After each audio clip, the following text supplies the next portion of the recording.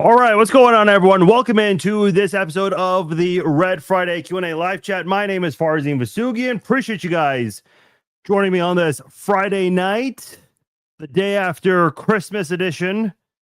Also, the day after another Chiefs loss. Woohoo! Here we are. All right, well, you guys know the drill. You guys know how this works. Basically, I'll start off with a couple of topics, and then you guys take over the live stream with questions of your own. Whatever is on your mind, Chiefs, NFL, even some non-Chiefs. I actually want to get into some non-Chiefs, non-football stuff on tonight's Red Friday Q&A live show, because that's what we do on the Red Friday Q&A live show. We go out of bounds. We start talking about things that aren't Chiefs related, sometimes not even NFL or sports related. We have some fun here. That's what we like to do. So come on in, chillax, and let's talk here. All right, the Chiefs lose another football game. I guess a lot of people are not complaining about the outcome because I think Chiefs fans wanted to see a competitive game, but they also wanted to see some activity with the young guys, and we never got that in last night's game, which is pretty frustrating because when you look at the snap counts, first of all, Jalen Royals started the game, and for whatever reason, he starts the game. So obviously he played the first offensive snap of the game for the Chiefs, and he never saw another snap four more snaps the rest of the game. 4. Jared Wiley, who you drafted last year in the 4th round out of TCU, he only got 5 snaps. Brashard Smith, who scored your only touchdown of the game for Kansas City, he only got 6 snaps. He literally only got 6 snaps. So on 16% of the snaps he played, he scored a touchdown. That's where we are. Isaiah Pacheco got 15 snaps in this game. Kareem Hunt had 24. The Chiefs ran 43 offensive snaps, if I'm not mistaken. 43 or 42. All the offensive linemen and Chris Olado can have 43 snaps to their name. Travis Kelce played almost every snap and only had 5 catches. He had 42 snaps in this game. Juju Smith-Schuster, the most snaps of a wide receiver, he had 35. Xavier Worthy, 34. Hollywood Brown, 26. Noah Gray, 21 snaps. Man, I don't know what's going on with these snap counts here. Hunter Norzat had a couple of snaps. That was interesting. I didn't realize that. On offense, that is. We're just talking offense here, not talking about special teams at all. But this Chiefs team, you had an opportunity to continue using your young guys, and you're still not doing that. I wrote a post, and a couple of you guys gave me shit for it, and rightfully so. I said, okay, this has to be the game where Jalen Royals gets targeted because Rashee Rice is on IR. Tyquan Thornton, who you should be using more, but you didn't, is on IR. Nico Remigio, also on IR. So you have 3 wide receivers who have all gotten more playing time and more targets than Jalen Royals, and you still don't use Jalen Royals in this game. You stuck heavy with 3 wide receivers, Juju, Worthy, and Hollywood. It makes no sense whatsoever. None at all. So I'm and by the way, for those of you coming in here, please, whatever question you have, drop it below. We'll get your comments shortly. This won't be as long of a live stream. I'm actually going to be grilling some steak here since the weather's pretty damn nice in Kansas City. Hopefully the weather is nice where you are, but I just wish that they would use some of the young guys that they got. Look on the defensive side. Jeff Bossa, 4 defensive snaps. Kevin Knowles, only 6 snaps. To my surprise, Jaden Hicks got a lot of playing time. He had 33 snaps in this game. But I just feel like there's more you can be doing out there. The only reason Christian Fulton and Noah Williams, the only reason they played as much as they did in this game. So, for example, Noah Williams, your 4th round draft pick, he played all 72 defensive snaps, and Christian Fulton played 71 snaps. He missed 1 defensive snap. And they both had a really good game. They both played real well, but they only got this opportunity to play a lot on defense because Trent McDuffie and Jalen Watson got hurt. I mean, it's literally taking guys getting hurt to finally get some guys to play. And I don't know how much of this is an Andy Reid decision, how much of it is a Spags decision or the position coaches, but the amount of the lack of need to even consider your young guys just so you can know, look, your season's over. So figure out what you have to work with. What can you move forward with? And if you feel like guys just aren't buying into what you're trying to sell them, then do away with them and figure out their replacements in the offseason. Because Kansas City right now, I mean, look, and I see one question in the comments here from Elaine. Who do I think the Chiefs draft? I do not know. I know the universally popular consensus among Chiefs Kingdom is to get Jeremiah Love from Notre Dame. Listen, Jeremiah Love is a great running back, and I think he'll do great in the NFL. But could he not end up being like another Ashton Genty, who is a talented running back, but goes into a really bad situation? Because Kansas City has a lot to work on. And look, I know Isaiah Pacheco, his vision has not been very good this season. Even yesterday when he had a solid run of 12 yards, he still runs into a block.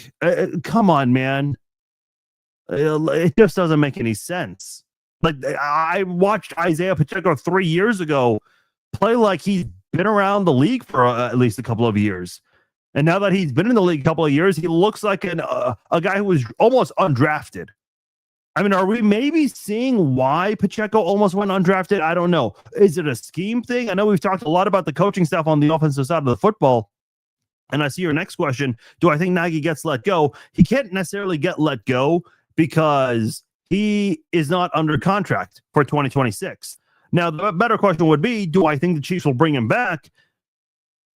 God help us all if Andy Reid chooses to go that route. I hope not. I think if you're Andy Reid, you got to say, look, we gave you an opportunity. You replaced Eric, who was a phenomenal OC, but the offense just was not living up to our standard, our expectations with you as the OC. I'd like to think Andy uses a brain here because, listen, let's all be completely honest. Andy is in his late 60s. I think 67 to be exact. Yeah, he'll turn 68 in March. So, you don't have a lot of time left. I always use the Dick Vermeil example as a measurement for retirement. Dick Vermeil, in his last year with the Chiefs, he was 69 years old when he retired. So Andy Reid's coming up close to that age. Maybe he coaches 1 or 2 more years than Vermeil did. I don't know, but boy, you've got to, you don't have a lot of time left coaching in the NFL possibly. So go out there and put together the best product you can, both with your coaching staff and your personnel. You owe it to yourself to try to get one more ring. Andy Reid went so long in his career without a ring. I mean, he deserves at least one more chance to try to make it happen. So hopefully Andy just kind of looks at himself in the mirror, because if Nagy does not get a head coaching job, and I don't think he will with the Titans, it seems like that's the only one he's got a possible shot at. Then look, if you're Andy Reid, you got to say, no, sorry to hear that. And sorry to inform you, we're not interested in a reunion. You got to go. I think Nagy is a good quarterbacks coach. I think he did a good job of that during his time with the Chiefs. But as an offensive coordinator, his first stint with Alex Smith here, I actually thought he was good. Because I remember they handed off play calling duties to him and they won 4 in a row. But now it's just, we're seeing a different offensive coordinator in his second stint than the first time. So not a fan of that at all. All right. I know a lot of people probably tired of hearing about this, but it's going to get discussed a lot in the coming weeks and months as the Chiefs are continuing to figure out what they're going to do with their move to the state of Kansas, the Legends area. That's where the new stadium is going to be. And then it is going to be, the practice facility will be in Olathe, northwest Olathe. about K10 and Ridgeview, that area, just north of College Boulevard. Look, I'll just say the same things that I've been saying over and over again. If you're one of those people really upset that Arrowhead's going away, and I think everyone feels that way, go enjoy Arrowhead.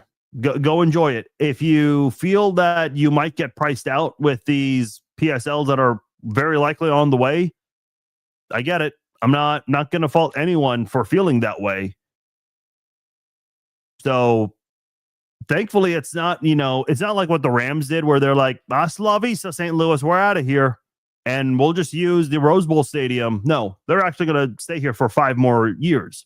So you've got 5 years left to attend games at Arrowhead Stadium. Take advantage of it. Whether you go to one game or you're going to go to every game the next 5 years or anywhere in between, savor every moment that's left. If you guys have any other comments, questions, you guys want to weigh in, whether it's on the Chiefs, on the move to Kansas, let me know. Christmas movies. I want to get into this. Give me your top 3 Christmas movies. I watched Home Alone 1 and 2 this week for the first time in a long time. Dude, that movie just does not get old. Here's my thing. Whenever it comes to watching a classic again or rewatching a classic, or just rewatching any favorite movie or show, I've always believed you got to give it time. Because if you're one of those people that watches your favorite movie every couple months or so, I don't know. I would grow tired of that very quickly, and it would kind of ruin it for me, the movie itself, as great as it may be. But if you, what is the quote? Absence makes the heart grow fonder. So if you give it, a couple years, like a holiday movie like Home Alone, then, when you come back and watch it again a couple of years later, you kind of forget about a couple of the scenes that happen in the movie, and then you get reminded of it as you watch, and it becomes funny again. Home Alone is just one of those movies you never get tired of watching. And listen, there are a lot of Christmas movies you can say that about, a lot of movies in general. But holiday Christmas movies they just hit different for sure. By the way, I'm watching Home Alone 1. The scene where Kevin goes to the grocery store by himself and the lady, the cashier is just grilling him like, where's your mom? Where's your dad? You drive here. Where the hell is your brothers and sisters? He pulls out a coupon for mac and cheese, and then he pays for the whole thing. And the lady goes, all right, it'll be 1983, sir. Dude, I was like, holy shit, 1983. And one of the things that he purchased was a whole bottle of Tide. Dude, that alone might be 1980, whatever it was in the movie. And that was in 1990. Oh, inflation.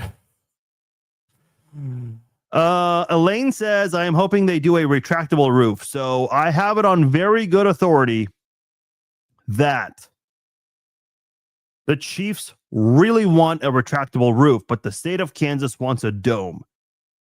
And a retractable roof is extremely expensive. And I said before, if we're going to do this indoor thing, make it retractable. I said this from the very beginning, and I acknowledge that it would be more expensive. You got some things to figure out if you're the Chiefs. And if you're Clark Hunt, do you fork over more of your own money to say, hey, look, the state of Kansas is already gifting us a really big deal. Let's return the favor a little bit. Let's contribute and let's have a rolling roof so we don't lose the flyover anymore. By the way, there's no way in hell they can fit the rumor of 65,000 to 68,000 seats. There's no way in hell that is possible. You have to up the ante. Make it at least what Arrowhead is right now, which is about 75,000. Used to be 79,000, almost 80,000 at one point. But man, when you have all this money coming in and that's the best you can do with your indoor stadium, yeah, I don't blame people for being upset. Listen, I don't think anybody can truly fault Clark Hunt that he's taking this deal from the state of Kansas. There were just a bunch of things in Missouri that went wrong. The vote did not go their way. The renovation plan that they pitched was not one that a lot of people thought was healing. the politicians on the Missouri side, they really did not have it together. You even saw it in the special session, the craziness that was, which led to a 2:30 a.m. vote that was finally finalized and then passed on House. I mean, there were a lot of things on the Missouri side that just did not work that led to the Chiefs moving to the state of Kansas. I get that. But a stadium, a dome stadium with 65,000 to 68,000 seats, God, please don't let that be the final draft here. That has to be higher. It's got to be much higher. Like, if you're going to leave Arrowhead, fine. But if you're going to go to a dome, dude, come on. There's no reason why the Chiefs can't build something big and special like Jerry's World. You've got to hit a home run with this one. You got all this money that is being gifted to you. I mean, get something big going with that project. Make it the coolest thing anyone has ever seen in the United States of America. What's the deal with Jalen Royals? He had knee tendonitis at the beginning of the season. I don't know. I do not know. A lot of you guys are asking me so many questions about the lack of usage with some of these players. And at this point, I don't have an answer for you. You can't sit here and tell me, oh, well, he was injured. Yeah, that was like in the preseason and in weeks 1 and 2. Oh, but he has a hard time picking up the offense. Dude, if someone's having a very difficult time picking up your offense, just cut them. Seriously, just let them go. I don't know what's going on.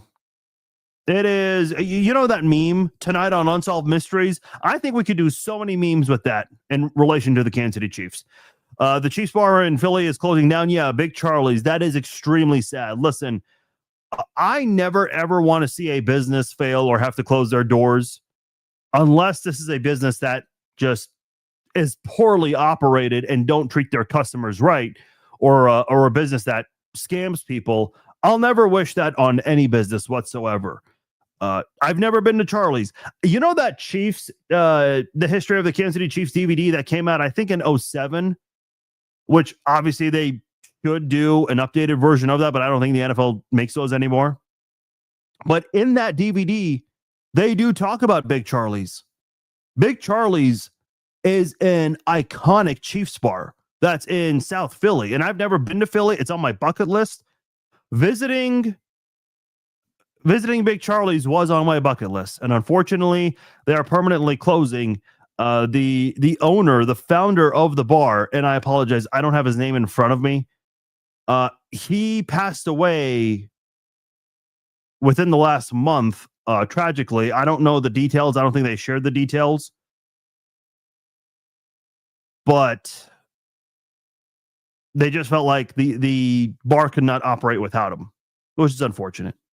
And I'm not going to speculate on the specifics behind that, but it's unfortunate. These things happen. These things do. I mean, look at Arrowhead. Arrowhead's not going to be around anymore. So we'll have to see. Poor usage of 24 all season. I agree. It kind of goes back to Nick's earlier comment about lack of usage with Jalen Royals. Max Crosby, Chiefs Kingdom, that'd be nice, but there's no way in hell they would ever send Crosby. You send Crosby to the Chiefs have to give up something really nice. They would be asking for a lot of first-round draft picks, which realistically the Chiefs would never do. Let's talk culture of accountability from the coaching staff and the players. Younger players that have refused to play graded out high yesterday. I believe this staff chose ... loyalty over actually putting the best guys on the field. Taylor did not miss one snap.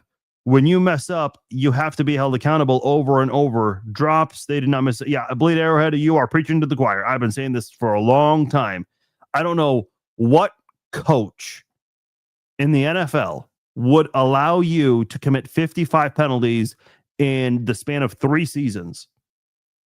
The only reason you haven't seen Jawaan Taylor commit a penalty in recent games is because he's injured right now.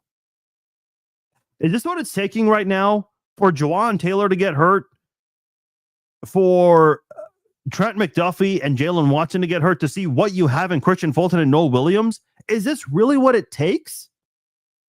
Listen, I obviously wanted to see the Chiefs win yesterday. I know a lot of people want to tank, and that's fine and all. But I'm watching yesterday's game, and the Chiefs were up. What was the score?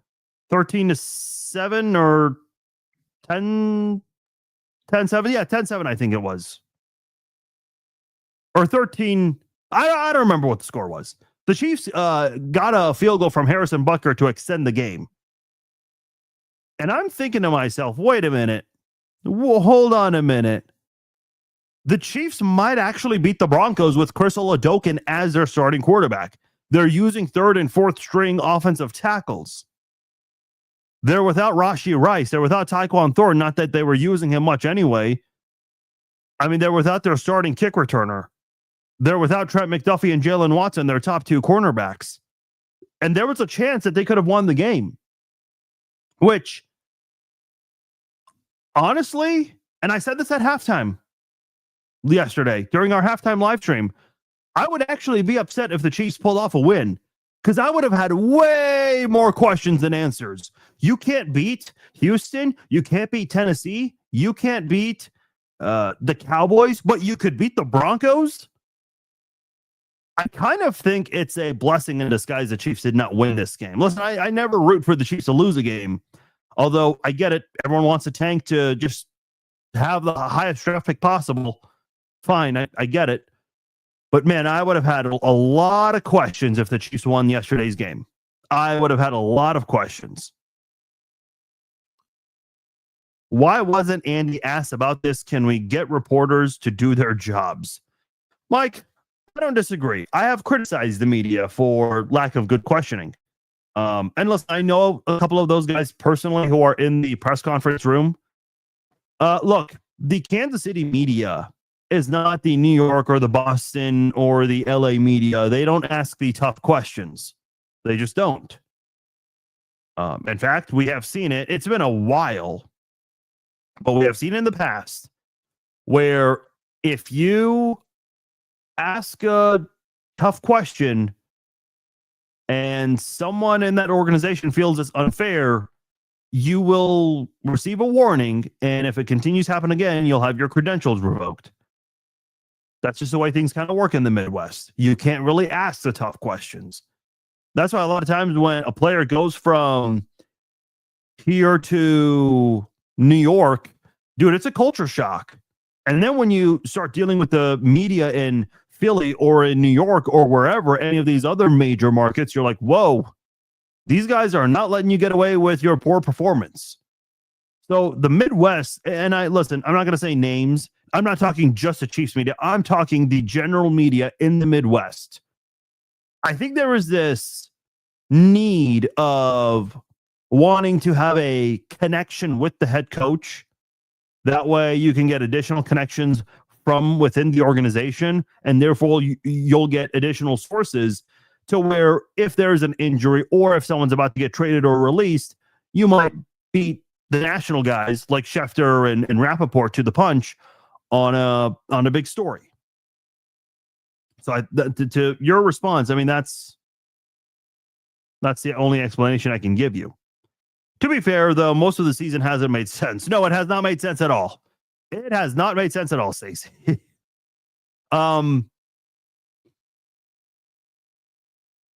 This season has been a failure, but if you ask why, it's hard to kind of pinpoint why. Like the Chiefs looked good at one point. Yeah, sure, they still had their woes at 5-3, but they were still 5-3, overcoming an 0-2 start. They had won 5 of 6 games, and that one loss, a lot of people said, oh, the Chiefs were still the better team, which I don't agree with. I think the better team wins. I think Nick Wright had kind of an embarrassing take today on his show saying, oh, Denver should be embarrassed. No, I mean, listen, it was an ugly win for Denver, but it's still a win. The Chiefs have had a lot of ugly wins in their last 7 years running the table in the NFL, essentially. Those things are going to happen. Now, when it comes to this team, what happened after 5-3 is one of the biggest mysteries in the history of this team. One big mystery in the history of this organization, why in the hell did Thomas Jones get more carries than Jamal Charles? Like, I seriously thought that might have been one of the biggest head scratchers in Chiefs history. No, this 2025 team replaces that. Royals must be in the doghouse. I'm out of ideas. So I'm not going to argue with you, Mike. I'm not going to argue with anyone. Whatever theories you guys have, shoot them my way. Let's hear it. John says it's beyond ridiculous. Ridiculous. I see what you did there. That took me a second. I missed that the first time. Good one. I like it. Good work. The last thing the Chiefs need is another Clyde Edwards-Helaire. Yeah, I mean, but is, I get what you're saying, because I think this is in response to the Pacheco comment.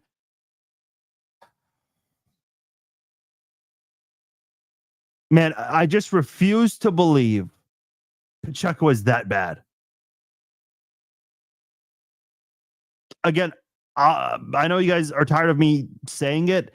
I really believe it's offensive scheming. I think it's the offensive coordinator. In an alternate universe, we could have this exact same offense with Eric Bieniemy.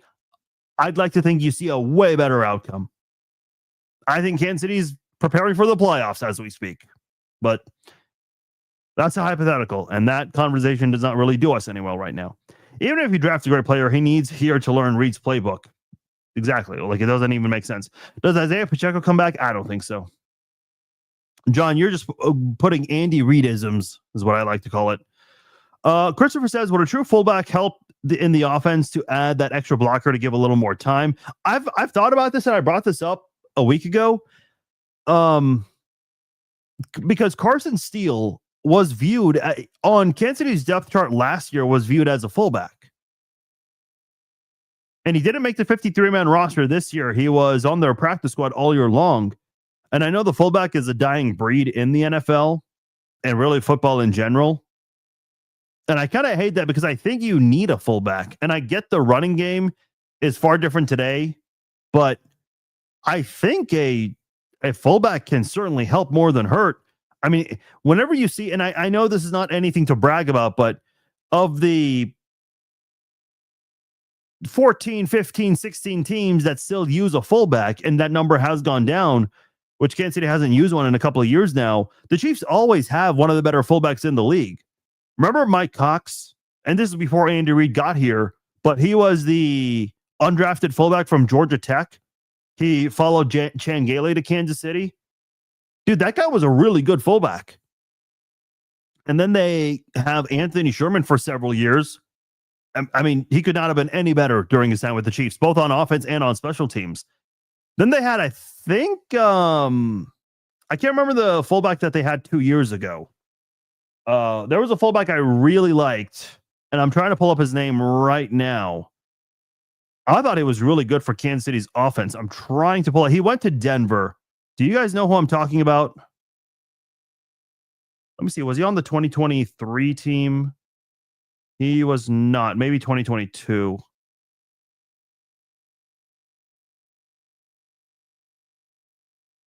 Michael Burton, that's who it was. He came from New Orleans. He was considered one of the better fullbacks in the league. And again, I know that's not anything to write home about, because less than half the teams use a fullback nowadays, but it still meant something. And again, I guess we've never really covered this before, but ever since 2022, you didn't let Eric Bieniemy go, but when Bieniemy left, that's also the same time the Chiefs did away with the fullback position. So I don't know if that's also something to think about. Who is a big wide receiver to play the slot that you think the Chiefs need? I don't know if they need a big receiver per se. I think what they have can work. It's just the lack of good route running and separation.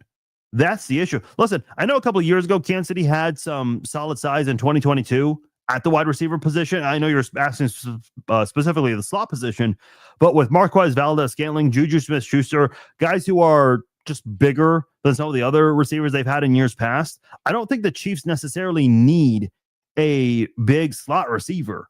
I just think they need receivers in general that can run better routes and create separation consistently, because that is what the Chiefs heavily rely on. They don't do a lot of passes in one-on-one situations. You don't see it too often, and that's okay. I'm not faulting that. It's worked. And I think with this speed you had, I think this is the greatest group of speed you've had at the wide receiver position, but you never ever saw it come to fruition. Never. And I think Kansas City needs to figure that out.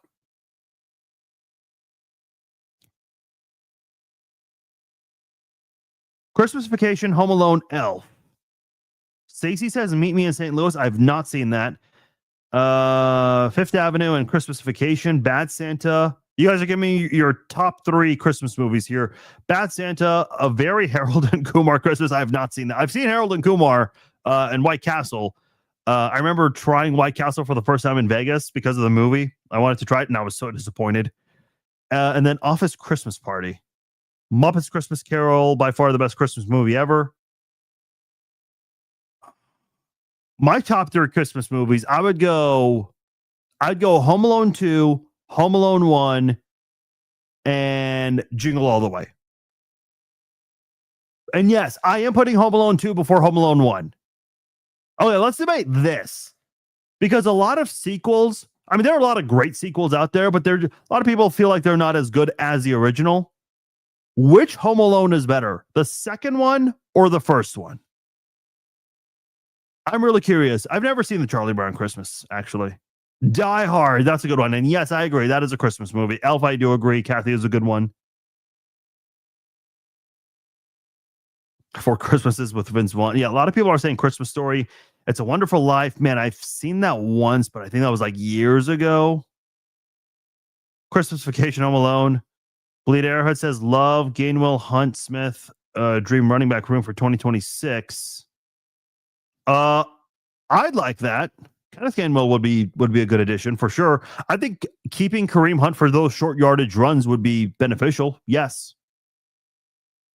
Make it shaped like Arrowhead, the stadium. That'd be a really interesting design.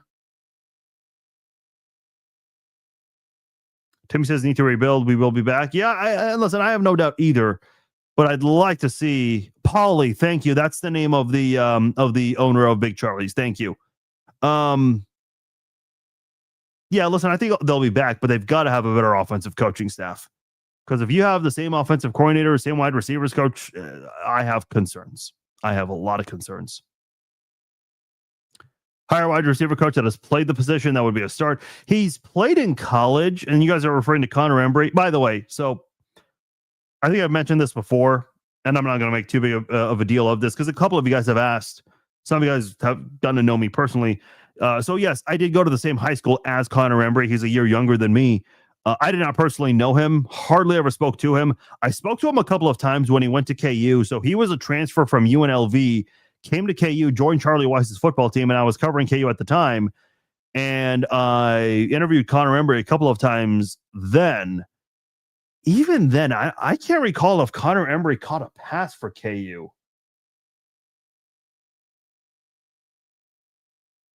I'm looking it up right now because it's getting to the point in my life where I'm not able to remember the things that happened in high school and college. Receiving. I don't see Connor Embry on here.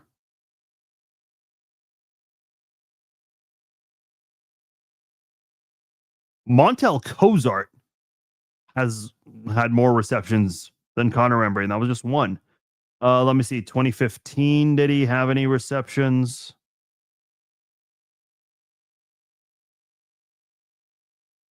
No. Because he did play. He's played the position at the college level. Yeah, I'm at 2016. I think he had been well done with his college career. Let me just see one thing. Oh, he's listed as a running back on KU's website. Could have sworn I thought he was a receiver. In 2013, I was looking at 2014. 2013, he got 5 passes for 44 yards. He never once rushed the football. He had 16 punt returns for 182 yards in 2013. That was it. Cool.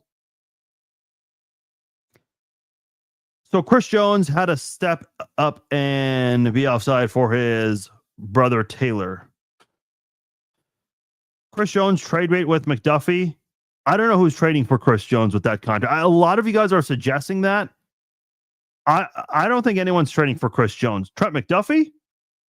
A lot of people will trade for Trent McDuffie. Is Travis retiring? I don't think so. I put a YouTube video out there, and if you're not subscribed to my YouTube, check it out, youtube.com/@thechiefszone. I have a 13-minute video that came out today that explains why I think Travis Kelce will play one more year. It's not going to be easy because the Chiefs have to figure out the salary cap, what the number is going to be for next year, and who to cut, who to trade, how to restructure that whole thing. It's not going to be easy. It is not going to be easy. The Chiefs did it to A10 back in the day with Carl Peterson. Who from A10 did they ban? I know they banned Jack Harry. That was interesting. He always had a lot to say about Carl Peterson. What do you think about Veach doing the NFL draft? That was a question I was asked earlier. I really don't know right now. I know everyone wants Jeremiah Love, but I think you have to consider your right tackle at the moment. You have to consider your left guard. I think Kingsley Suamataia truly is on the border of being a bust. And I think the Chiefs might avoid targeting a left guard in the offseason because they just feel like there might be other needs to address and they want to keep giving Kingsley one more opportunity. But you have to consider it. You have to look at the defensive line as well. I think the secondary becomes a big question with Trent McDuffie possibly on the move. And yes, running back as well. Right now, if you ask me, I truly do not know who the Chiefs draft with their first pick, which I think as of this exact moment, which yes, we have a lot of games that will be played this weekend. But as of this moment, the Chiefs have the number 10 pick, right behind the Bengals. Besides the missed tackles that can be fixed, our very young secondary looked pretty good last night, depending on, the tackling does need to improve. That is something we have not seen in a while with the Chiefs, the bad tackling. Depending on how they play against the Raiders, it might change my mind on need for keeping McDuffie. Yeah, that's fair. Do I think Chris Oladokun is a backup QB next year because Minshew is a free agent? I think Oladokun is a free agent as well. Chris Oladokun has an interesting skill set. He's a poor man's Lamar version, Mike Vick. I think he's very similar to a Justin Fields for sure. I think he's got the ability to thrive in an Andy Reid style offense. Do I think he has the ability to be a good number 2 in this league? Yes, I do. But it's just when everything is when you're already dealing with third, fourth string offensive tackles and a lot of receivers aren't available, it's kind of hard to thrive. So I don't know. Yeah, I agree. You never apologize for winning. 130 plus points to get Nagy out. Yeah.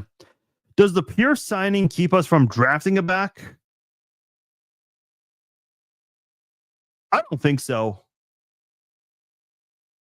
Like if they really felt that highly of Pierce, use him now. I know Andy Reid hinted that he might be available for the next game, but why not now? Why not now? It makes no sense. And listen, I appreciate what Pacheco's done for his time in Kansas City. I thought his best play was when he got hit real hard by 2 Eagles defenders in Super Bowl 57, and he held onto that football when a lot of other running backs would have probably fumbled on a potential game-winning drive. Kareem Hunt, he's done so much. He's really tried to make the most of a second chance, giving this offense a jolt. But I don't know, man. It's frustrating to watch. Like I truly cannot tell you what Kansas City's number 1 need is right now. My vote would be right tackle at the moment, and maybe they have a suitable replacement in Pole or Jalen Moore. I don't know because there's a lot there is to figure out.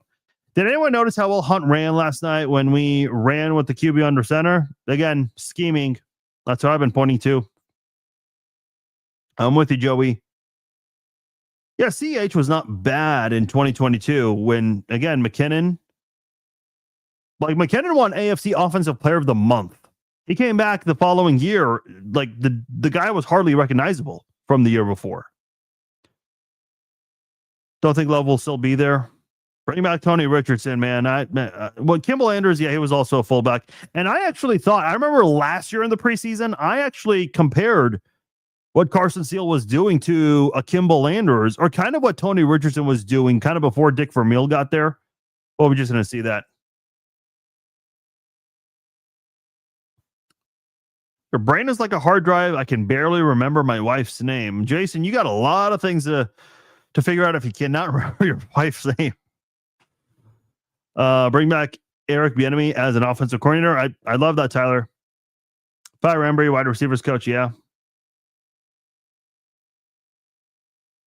I'll read a few more comments. Julie says the second Home Alone is better. Brad says the first. Bring back Charlie Weis. I would not be opposed at all in having Charlie Weis as an offensive coordinator. Listen, Charlie Weis failed as a head coach twice in college football. But when it comes to Charlie Weis, the NFL offensive coordinator, dude, give me that Charlie Weis every time. That guy thrived in New England. He had only one good season in Kansas City, but you know what, damn it? That one good season in Kansas City, guess what? Dwayne Bowe and Matt Castle had their only Pro Bowls in their careers. So I would love Charlie Weis to be an offensive coordinator. Now, I don't think he fits the offensive scheme that Andy Reid runs. Plus, I think they both would want to be the play callers. I know Charlie Weis and Andy Reid are very good friends. Charlie Weis has said it many times, but I don't think they would gel well on the same coaching staff. Any Stranger Things fans, no spoilers, but the new episodes are amazing. I'm not a Stranger Things fan. I haven't watched it. It's on my list, but my mom and brother are huge fans, and they've been watching for sure. I know this last season it took almost 3 years? Yeah, people were waiting for a while. He didn't catch a pass neither with the Chiefs. That's funny. That is funny, Brad. Yeah, those KU teams, man. And listen, I will say this because, so for those who don't know, I went to Johnson County Community College for a couple of years, 3 years to be exact, and then I transferred to KU. And they love my work as a writer, so they let me become the beat writer for the football team. When you want to be a beat writer for KU student paper covering sports, they make you go through the volleyball beat or the soccer beat or the softball beat before you can get KU football or KU basketball. Obviously, basketball is a huge deal in Lawrence. But I was very lucky that they love my work. At the time, I was also writing for Bleacher Report, so I had a lot of writing experience before I went to KU. So I was very fortunate to get that because I really wanted to cover football more than basketball, which sounds crazy, but I really wanted that football job. It was very stressful. And I can maybe do a whole podcast, and I'll do it another time, not now, on student media. Dude, student media, there are a lot of guys. Here's a short explanation of student media. There are a lot of young guys motivated. They're like, man, I want to be the next Kevin Harlan or the next Jim Nance or Kevin Burkhardt, whoever, Al Michaels. They want to get involved in student media. They want to be the next Joe Posnanski, whatever.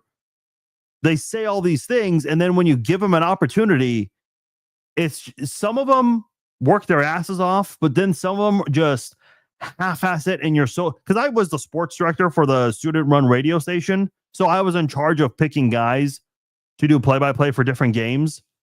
And there were guys that were begging to do a game. I'm like, listen, man, you've been asking for a while. You've been working at it. Here, you'll get your opportunity.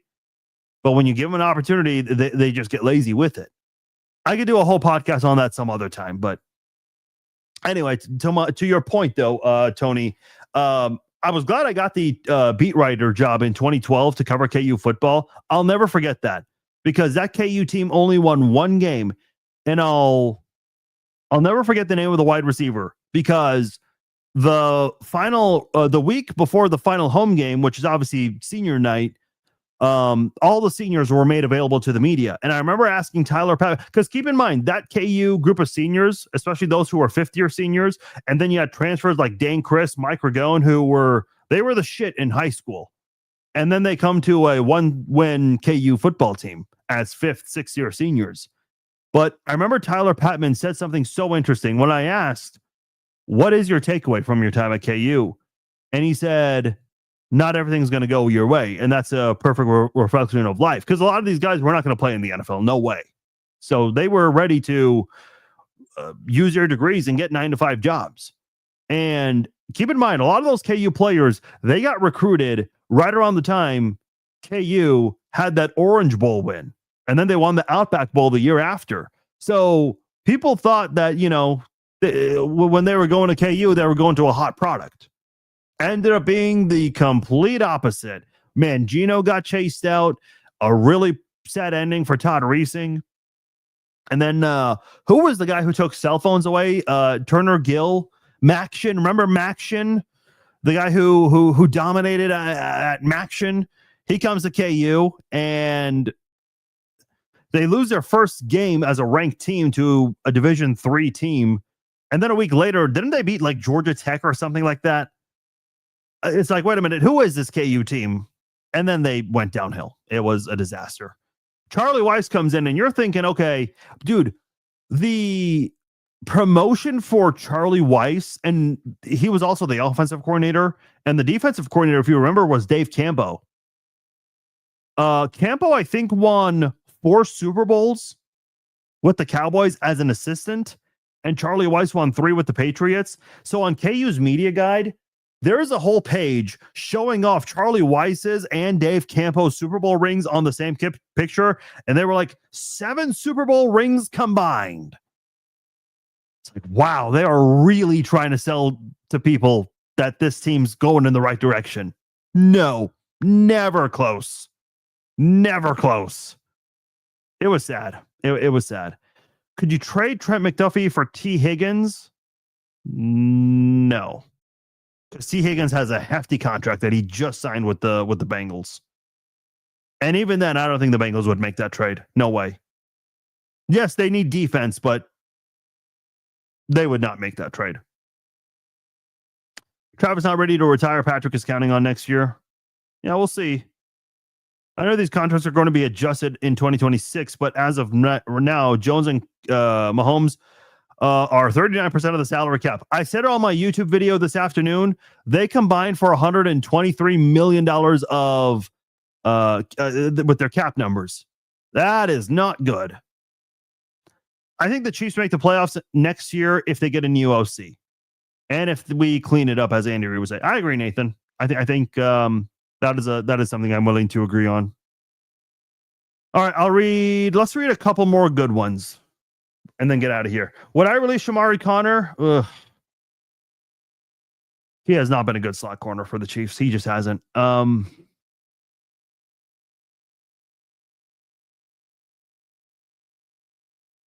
Yes, I say yes. I have to think about that one.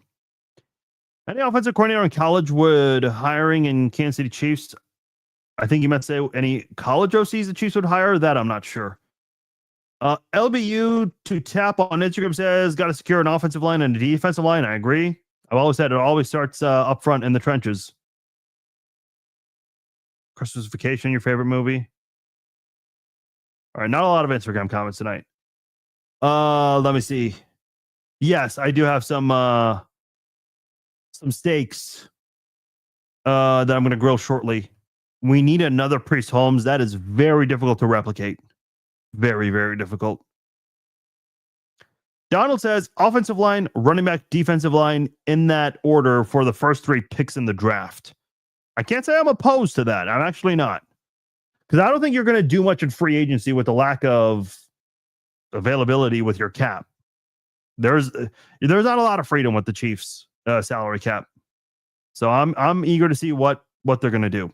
Okay, that'll do it. I'm going to get out of here. I appreciate you guys joining me for this episode of the Red Friday Q&A live chat. If you missed any part of this, it'll be archived shortly, only on Facebook, YouTube, and X. It's not going to be on our podcast pages.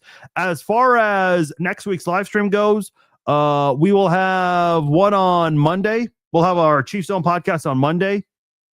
And then Wednesday, we will do another Chiefs Zone podcast breaking down the game between the Chiefs and the Raiders, our last breakdown of the season. There will not be a Red Friday Q&A live chat. Now, that doesn't mean the Red Friday Q&A live chat's going away, though in the offseason, they'll start to kind of fade away because there's going to be less to talk about with the Chiefs. So we'll take a break after the Super Bowl, and then once free agency picks up, we'll sporadically do one here and there for free agency, for the draft, but there won't be too many in the offseason. So This is one of the very last Red Friday Q&A live chats we are going to do for the season, if you will, and then we'll take a break in the off season. So I appreciate all of you guys. Go enjoy the rest of your Friday night. Merry Christmas and happy holidays to all of you. I will talk to you all on Monday. Peace out.